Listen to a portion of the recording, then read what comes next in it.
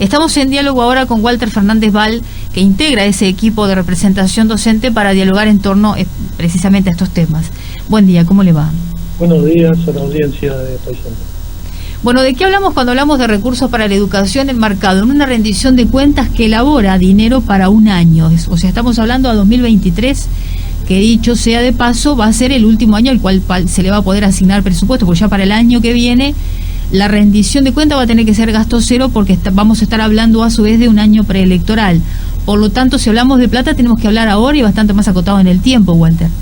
Sí, muy bien. En primer lugar, aclarar que en el ámbito de la rendición de cuentas en el Estado, quien presenta una rendición de cuentas desde el Poder Ejecutivo es el Ministerio de Economía y Finanzas, ¿verdad?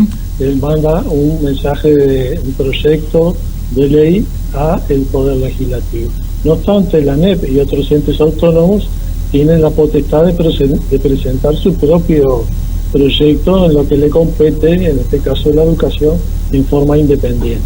O sea que estamos hablando en ANEP y Ministerio de Economía de dos proyectos diferentes, ¿verdad? Se puede decir que en cada rendición de cuentas, al mismo tiempo que se realiza un balance y se describen los fondos asignados y ejecutados el año anterior, también se pueden solicitar incrementos presupuestales para los años que restan, en este caso 2023-2024, ¿no? Entonces analicemos un poquito estos dos estados.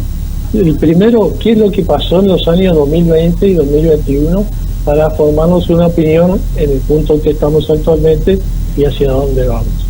En los anteriores años, respecto de 2019, la ANEP presenta en su balance de ejecución presupuestal que en 2021, que es la rendición de cuentas que estamos presentando ahora, desde el año pasado, se gastaron 6.637 millones de pesos menos acumulados con respecto a 2019. Esto que implica que hubo en la ANEP, que comprende primaria, secundaria, UTU, formación docente, unos 150 millones de dólares menos de presupuesto. Esto fue un recorte drástico ajustado, digamos, a lo que refiere a un ajuste fiscal que el gobierno había anticipado, el gobierno central había anticipado y iba a poner en marcha. ¿Qué significó esto? ¿Qué impacto tuvo esto dentro del sistema?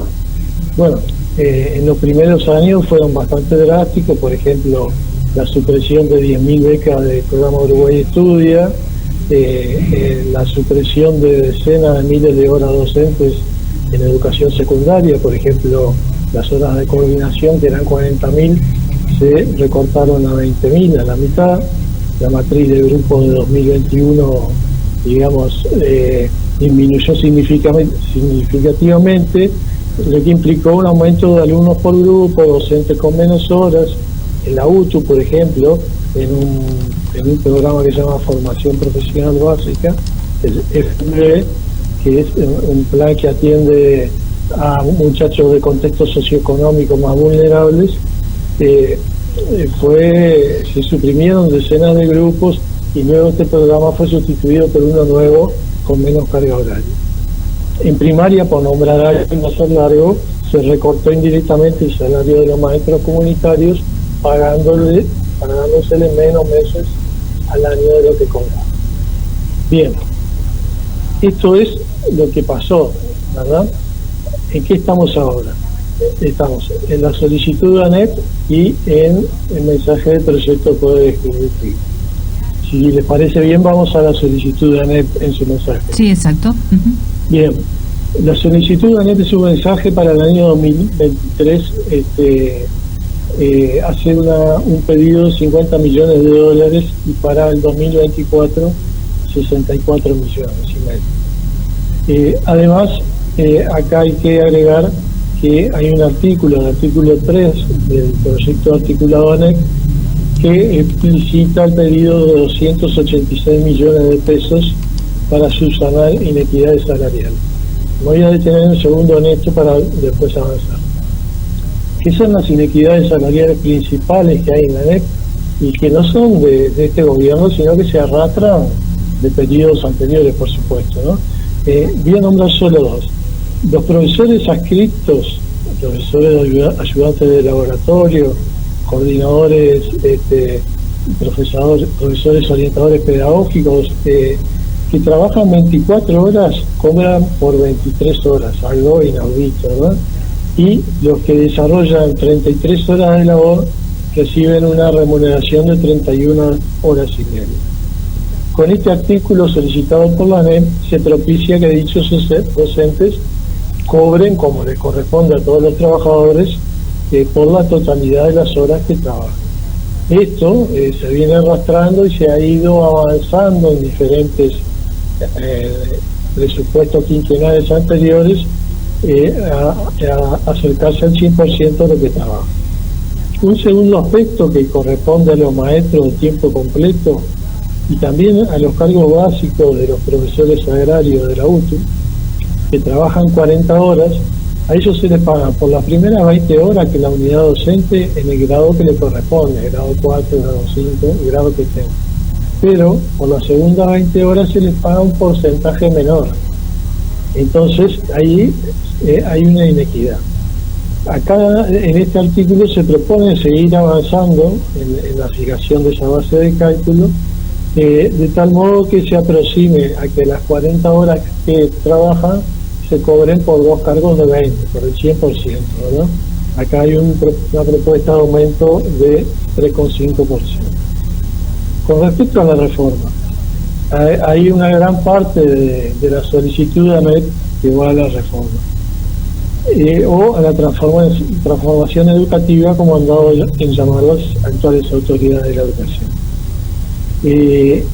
Allí presupuesto se solicita con el fin de crear nuevas figuras pedagógicas, en general para la educación media básica, la formación de los docentes en el nuevo marco curricular que ha estado en el candelero en la opinión pública en los últimos meses, en los nuevos planes y programas que se proponen, que todavía no están diseñados, y así como en la contratación de expertos para transformar el currículo de las carreras de formación docente, es decir, las carreras de maestros, profesores, etcétera, ¿verdad? Bien, y además se incluyen, esto es una gran parte, los salarios y gastos asociados a los centros educativos denominados María Pínola, como tú mencionabas al inicio de la locución, donde las autoridades esperan llegar a un número de 60 centros María Pínola, que son centros educativos de tiempo completo de educación media. Al final del quinquenio se propone llegar a 60. Recordemos más o menos que andamos por 350 centros de educación media en la ANEP. Eso es una gran parte que lleva, pero no obviamente que no es la única que está en el pedido ANEP. Dicho esto, hay que nombrar lo que fue un preacuerdo salarial que se hizo el 30 de junio, que fue el último día para presentar la propuesta de rendición de cuentas, entre la ANEP y la coordinadora del sindicato.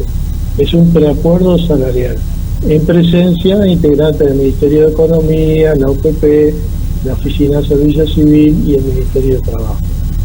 ¿Qué se establece en ese preacuerdo? Se establece un cronograma de recuperación de la pérdida salarial. Está calculado que aproximadamente entre los años 20 y 21 los trabajadores públicos perdieron 5,7, más o menos un 5,8, depende de los cálculos que uno se haga, de salario real respecto a los años previos. Acá hay un cronograma que se da una recuperación del 1,2% en 2022, un 2% en 2023, un 1% en 2024 y un 1% en 2025. Todos estos son incrementos reales en donde se hace abstracción de la inflación, ¿no? Son incrementos reales. ¿Qué permitiría esto? permitiría que al 1 de enero del 2025 los salarios de los funcionarios públicos y de algunos funcionarios públicos, pero fundamentalmente los de ANEP, estén en el mismo nivel que estaban al 1 de enero de 2020. Este mecanismo que está proponiendo el Ministerio de Economía proviene del artículo 4 de la Ley de Presupuesto Quinquenal de 2020.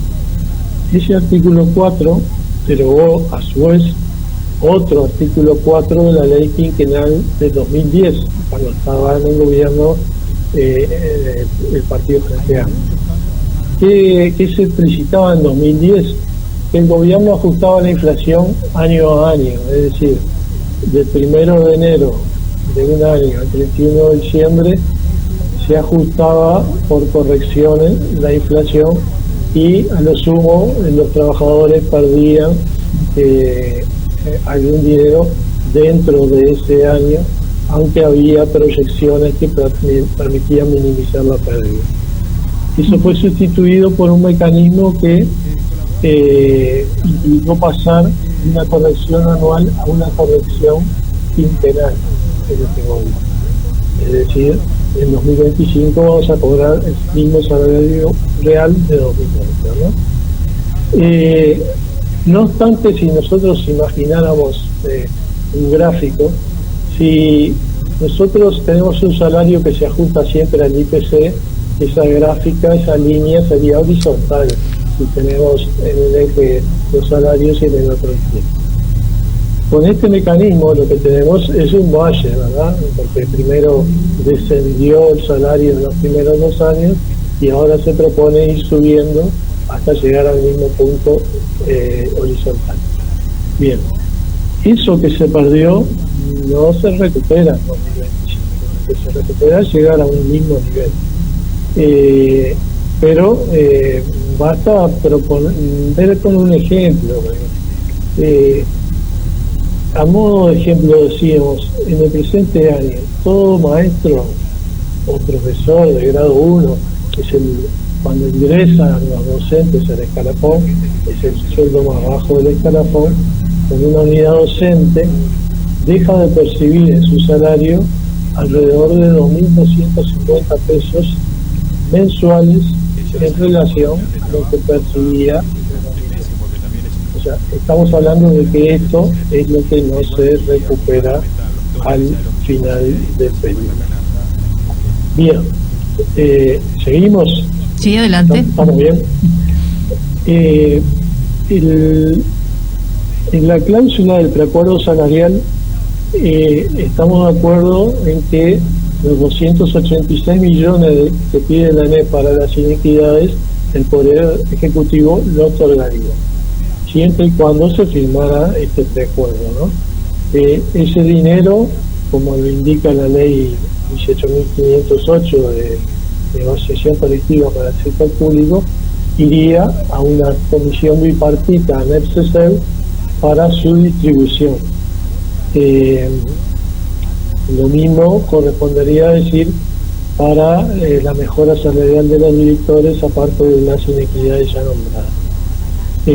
El preacuerdo que queda sujeto a la ratificación de los sindicatos de ANEP, y para eso hay un plazo último de 30 de octubre de este año, porque el acuerdo lo firmaron los dirigentes de los sindicatos y bueno, ahora lo tienen que ratificar las asambleas y los colectivos, ¿no? Bien, ¿qué ofrece el Poder Ejecutivo en su mensaje de rendición de cuentas? Hay un artículo, digamos que el Poder Ejecutivo propone por incisos en su mensaje presupuestal. La ANEP es el inciso 25 y ahí hay 2 artículos. Uno que refiere a un artículo con gasto, en donde da 31,5 millones de dólares para 2023 y 42 millones para 2024. Bien, entonces, además está en otro inciso que se llama partidas a reaplicar, los 286 millones de pesos para inequidades siempre y cuando los sindicatos firmen, si no, no se otorgan. En definitiva, la propuesta realizada por el Poder Ejecutivo al Poder Legislativo, quienes que van a elaborar la ley, es sensiblemente menor a lo solicitado por ANEP. Eso ocurre siempre, porque la ANEP hace mensajes presupuestales acorde a sus necesidades, y el Ministerio de Economía, bueno, tiene el deber de distribuir en todo el Estado, y ocurre a lo largo de todos los años que siempre es menor. En este caso es un 67 o un 68% menor de lo que pide la ley. Bien, a nivel global hablamos del nivel del área programática de educación, que incluye a la Universidad de la República, a la Universidad Tecnológica, al Plan Ceibal, etcétera. El Ministerio de Economía propone otorgar 45 millones incrementales para 2023 y 55 millones para 2024. Pero esto es para toda el área incremental.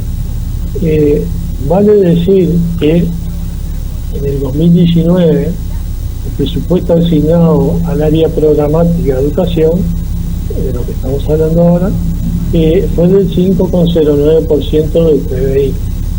La tendencia y las proyecciones realizadas por el mismo Ministerio de Economía indican que este valor va a descender significativamente en el quinquenio. Más aún cuando en la presente rendición de cuentas se propone un incremento cero para la Universidad de la República. Algo muy significativo, es una señal que cada uno la interpretará según saber y entender, pero es algo que no se había dado anteriormente, ¿no? De un incremento cero para el segundo ente autónomo de educación más importante del país. ¿Qué significa esto? Bueno, un claro retroceso en la recomendación de la UNESCO relativa a destinar al área de educación un mínimo del 6% del PBI. Vale decir que 2005 en adelante se había partido de un valor menor del 4 y se había llegado al 5, siempre en una curva ascendente. Bueno, ahora hay un quiebre, punto de inflexión, en donde se vuelve a descender en la asignación presupuestal respecto de la proporción del PBI, ¿verdad?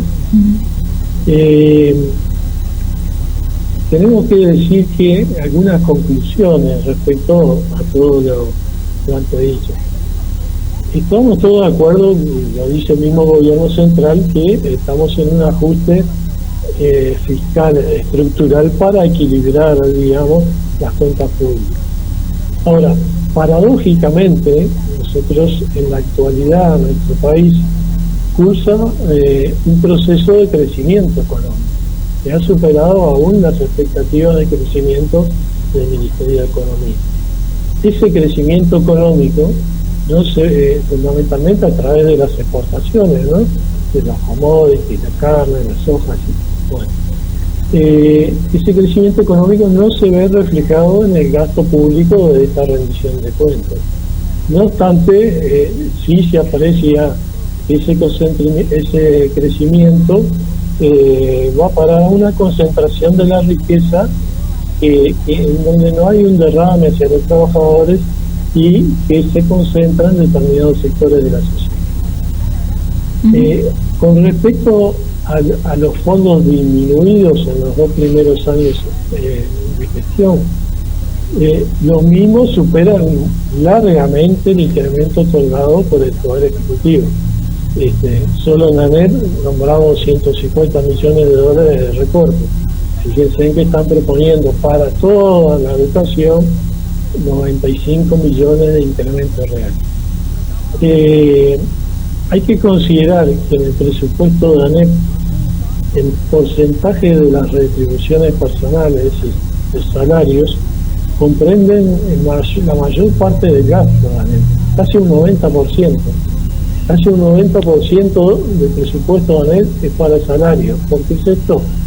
Porque, bueno, la ANEP tiene 64.000 trabajadores, es el organismo más grande del Estado, es el organismo que maneja más dinero después de las prestaciones sociales del BPS, y tiene una plantilla laboral la más grande del Estado. Entonces, puede afirmarse que con consecuencia de los recortes salariales que ya dijimos, son los trabajadores del Estado, y en particular los trabajadores de la ANEP, también los jubilados, porque eso afecta, quienes están financiando las reformas que se están proponiendo a nivel educativo para los próximos años, y por otra parte ya se están llevando a cabo en la actualidad. Bien, quiero decir algo más. En el periodo 2005-2019, los maestros y profesores en promedio duplicaron su salario en términos reales. ¿Qué quiere decir esto? Por ejemplo, si hoy un maestro gana 30.000 pesos en la mano, para redondear, en 2022, ganaría en términos reales de 15.000 si estuviéramos en 2005. En términos reales, equilibrando los pesos, ¿verdad? Los funcionarios de gestión, los auxiliares administrativos, los auxiliares de servicio en ese periodo 2005-2019 multiplicaron por 2,75 en términos reales su salario. Bueno, a partir de 2020, el 1 de enero, empieza una disminución de los salarios que quiebra con una tendencia de 15 años, ¿verdad? Y para finalizar, más allá de alguna pregunta que se quiera hacer, podemos decir que esta reforma que se está llevando adelante se ha venido delineando y diseñando desde el Consejo Directivo Central de la Ya ha ocurrido otras veces que se han delineado reformas educativas en reductos herméticos de expertos, ¿verdad?, que se contratan, de políticos, de técnicos nacionales e internacionales que se contratan, que diseñan y deciden sin una consulta real, sin la participación social y el debate público requerido para estas reformas, que son de largo aliento. Las reformas en educación son de largo aliento.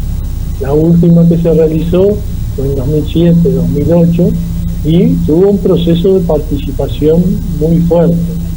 Entonces, este tipo de reformas que tienen una concepción, porque no hay reformas educativas asépticas, todas encierran detrás una expresión de un proyecto político educativo,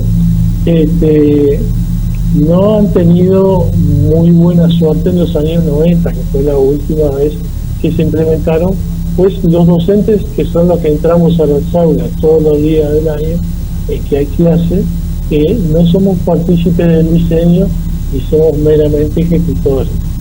Y en este caso, con el aditamento que en esta oportunidad, con el recorte de la inversión en educación, hace retroceder sin duda en años los avances logrados anteriormente en el Sistema Nacional de Educación Pública en nuestra óptica, ¿verdad?, en la óptica de los consejeros electos y, bueno, sus equipos de trabajadores.